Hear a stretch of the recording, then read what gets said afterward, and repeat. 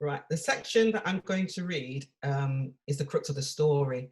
So after 2 days of attacks by white youths, the local West Indian Notting Hill community, they gather for a meeting at a resident's house. He's called Alfonso. Alfonso has 3 daughters and he's very concerned for them. And it soon becomes clear that the 2 days of unprovoked attacks are the last straw. The house was so full. People spilled out of the downstairs rooms into the hall and the stairway leading to the first floor where the girls' bedrooms were. The air was stale with cigarette smoke. Even the open windows, allowing a fresh breeze from the road outside, couldn't disperse the smell. Alfonso had opened up the front room, the best room, and as many people as could squeezed themselves onto the sofa and chairs. The rest stood. By immigrant standards, Alfonso Weatherburn was quite well off. Back home, he'd been a lawyer working in Savannah L'Amour, so wealth was not unknown to him. His family were descendants of plantation owners, and their white European ancestry was evident in Pansy's fair complexion and green eyes. The layered kink to her hair gave away the African bloodline, and she often pressed it straight with a hot comb. Alfonso had come to the mother country because he believed it was his right. He was its here, and no one could or would tell him otherwise. His arrival in 48, however, taught him he was just another black man, and there was no work for him in England as a lawyer. Reluctantly, he learned to drive London's trains, begrudging white lawyers and other professionals boarding his train to their offices in the city in the morning. That was a long time ago. Now he accepted his destiny. He couldn't go back home to Jamaica. Notting Hill was his community now, where he was known as the loansman because he lent money at a reasonable interest rate to fellow countrymen shunned by banks. The extra income allowed him to purchase, decorate, and furnish the 3-story house where around 30 people, men, women, and some children, now assembled.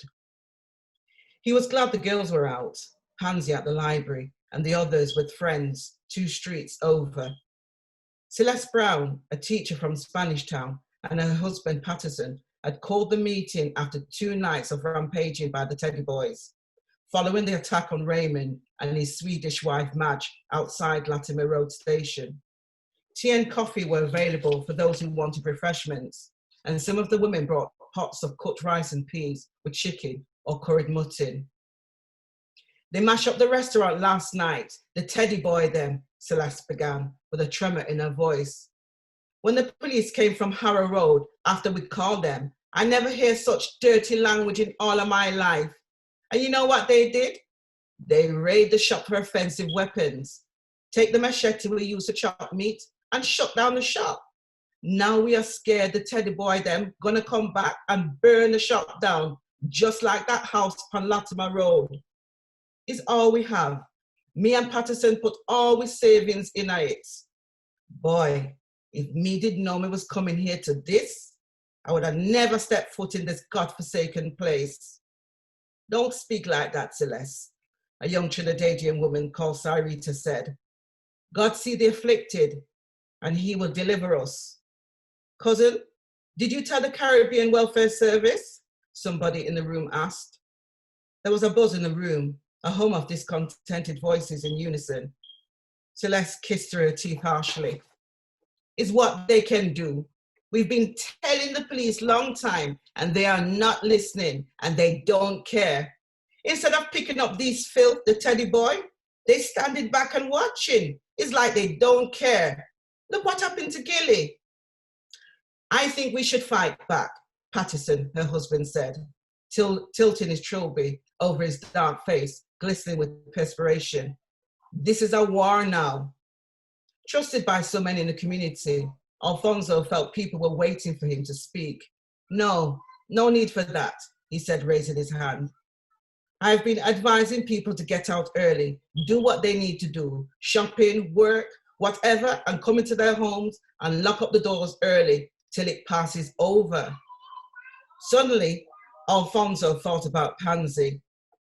Why should we hide like cowards, hissing teeth and growl like noises rose from the guests.